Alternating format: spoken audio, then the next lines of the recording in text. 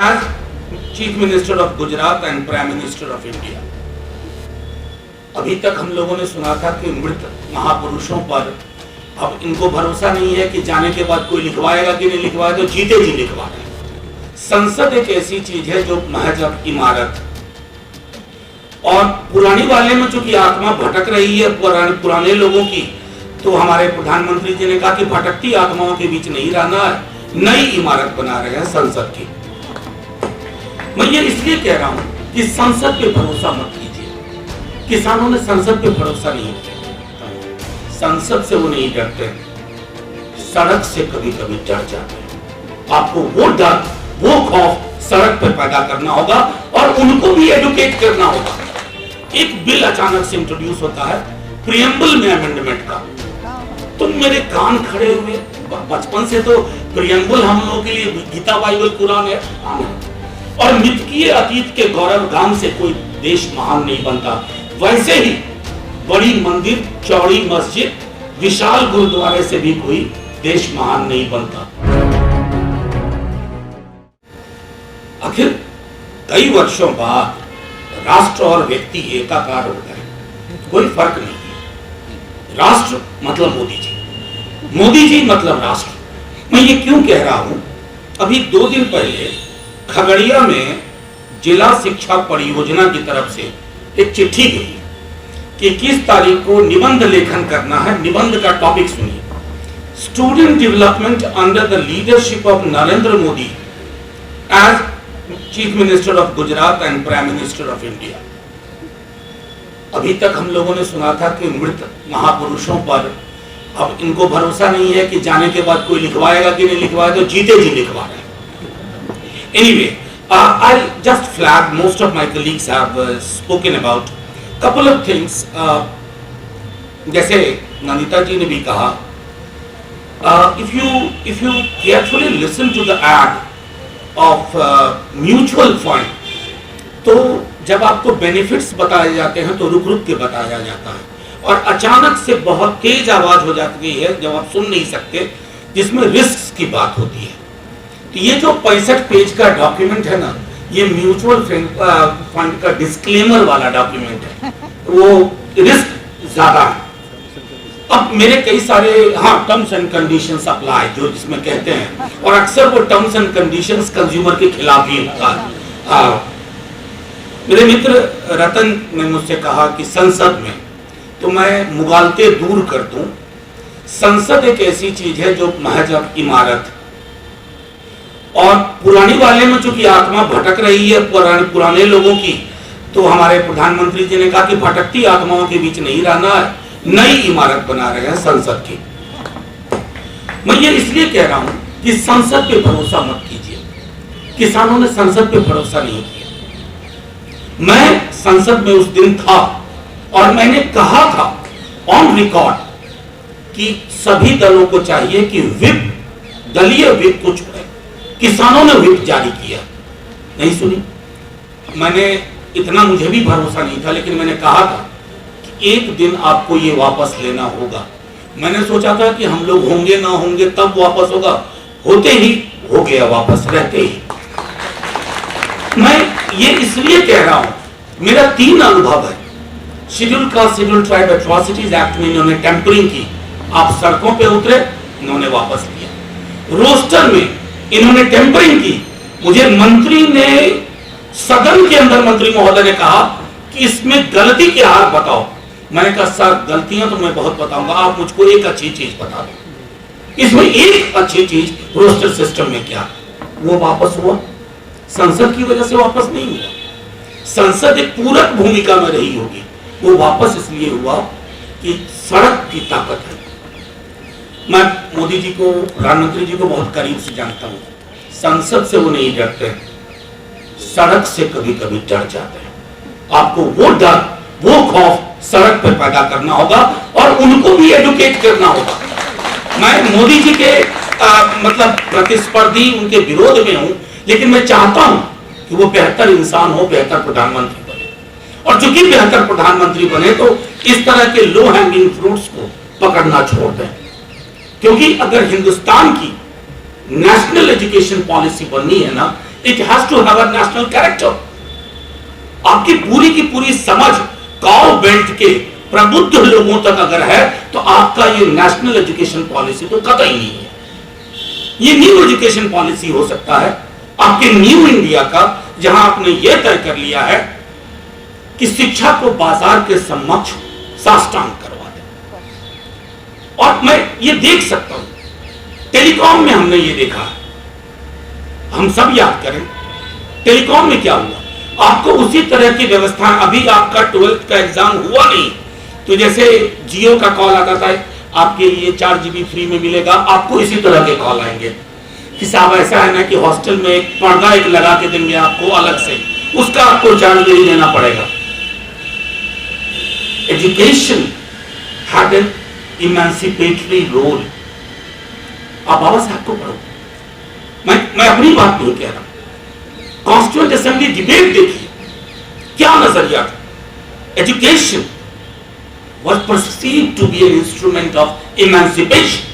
आप क्या कर रहे हैं आज इतने वर्षों बाद। और मैं एक बात और कहूं, मेरे पंकज जी ने भी कहा था कि जब आज हम क्रिटिक कर रहे हैं तो मैं ये कतई नहीं मानता कि इससे पहले कि दुनिया सुनहरी थी या स्वर्ग था। नारकीय परिस्थितियां तब भी थी, लेकिन हया की एक चादर हुआ करती थी। इस दौर ने उस चादर को भी हटा के रख दिया। बेशर्मी से सारी चीजें हो रही हैं। और ये मैं समझता हूं पूरे पैनल में जितने हम लोग बैठे हैं, हमको 2 मिनट पहले बता दीजिए, 2 मिनट पहले हम सब पब्लिक फंडेड एजुकेशन सिस्टम से आए। मैं कल्पना नहीं, मैं जिला स्कूल सहरसा से पढ़ा। मैं समझता हूं कि आप में से भी कई लोग उसी तरह के विद्यालयों से आएंगे। वो ढांचा खत्म हो रहा है, हायर एजुकेशन में वो ढांचा खत्म हो रहा है। आपके सामने विकल्प के रूप में दिल्ली यूनिवर्सिटी होगी भी नहीं, क्योंकि देखिए जैसा कहा ना रतन ने कि खत्म करने के बहुत तरीके हैं, स्लो पॉइजन सबसे बढ़िया तरीका है। आप किसी, वो कहते हैं ना, give a bad name to a dog and then kill him. JNU के साथ क्या किया, आप नंबर 1 आ रही हैं, बहुत मुबारक, लेकिन आप बिहार उत्तर प्रदेश के दूर दराज के इलाके में जाइए, मुझे कई दफा लोग कहते हैं सर बाकी सब तो ठीक है लेकिन जेएनयू के पक्ष में काहे खड़े हो जाते हैं। डेमोनाइजेशन बहुत तरीका है, डेमोनाइज करो, डिनाइग्रेट करो, ये इन तरीकों के माध्यम से इसको विकल्प के रूप में ही खत्म कर दो। अब एक दो छोटी चीजें कह करके मेरे कई साथियों ने कहा इक्वालिटी, फ्रीडम। मेरा मानना है कि कोठारी कमीशन जब आया, हालांकि उस पर भी हमने कोई काम नहीं किया, इसलिए मैं कहता हूं कि अतीत में सारी चीजें अच्छी हो रही थी, ये भी नहीं, लेकिन हाँ एक क्रिटिकल नजरिए के लिए स्पेस था और उस स्पेस को देशद्रोह की संज्ञा नहीं दी जाती थी। I think we should be thankful to all the prime minister who actually happen to be the prime minister of India before Narendra Modi ji, क्योंकि वो एक चीज मैं समझता हूं कि अब देखिए इक्वालिटी, फ्रेटर्निटी। अभी हाल का एक वाकया बताता हूं। आप लोग कहते हैं ना संसद अद्भुत चीज है, संसद यहां चुपके से, और मोदी जी की पार्टी ये वाटर टेस्टिंग का काम करती है। एक फ्राइडे को हम बैठे हुए थे, तकरीबन 25-30 लोग ही होंगे, एक बिल अचानक से इंट्रोड्यूस होता है प्रियम्बल में अमेंडमेंट का। तुम मेरे कान खड़े हुए, बचपन से तो प्रियम्बल हम लोगों के लिए गीता बाइबल कुरान है, हालांकि मेरा उन तीनों किताबों से कोई बहुत वास्ता नहीं है, फिर भी कहने को गीता बाइबल कुरान है। मुझे लगा प्रियम्बल, तो वो साहब जो बोल रहे थे, मैंने कान में वो लगाया जिसमें बढ़िया ट्रांसलेशन होता है, मैंने कान में लगाया, देखा कि तो इक्वालिटी भी हटा रहे हैं, फ्रेटर्निटी भी हटा रहे हैं, और सोशलिज्म से तो खैर दुश्मनी ही है। फिर मैंने ऑब्जेक्शन लिया, काफी हीटेड आर्ग्यूमेंट हुए, finally it has been resolved. But my worry is these are the moments when the regime tests it.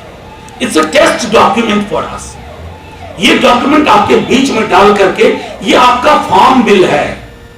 अगर आप और हम किसानों की तरह इकट्ठा नहीं हुए तो जैसे किसान अपने खेत के लिए परेशान थे, हमारी खेत क्या है, knowledge, knowledge dissemination, knowledge production, और ये गिव एंड टेक है।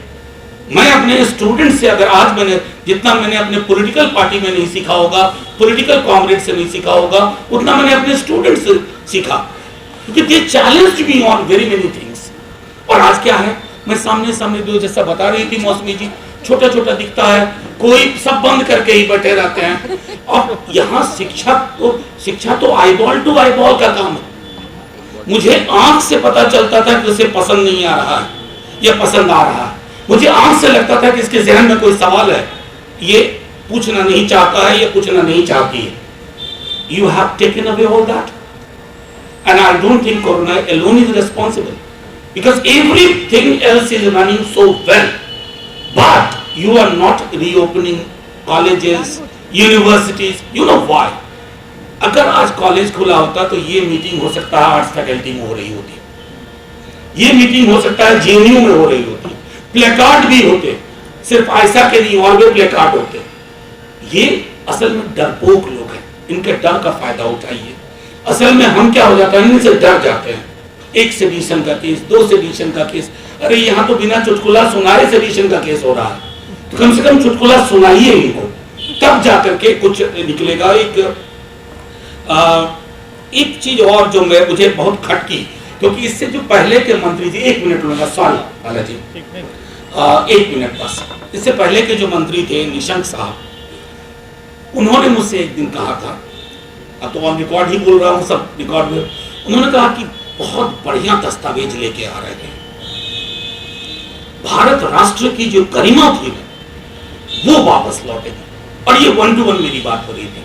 मैंने कहा सर ये गुम कब हो गई थी, ये जो गरिमा है ये गुम कब हो गई, और जो गुम चीजें हुई हैं वो तो वापस आनी भी नहीं चाहिए, क्योंकि उसके कुछ अंश हैं कि उत्तराखंड में मिड डे मील बनाने के बाद बच्चे हट जाते हैं वहां से।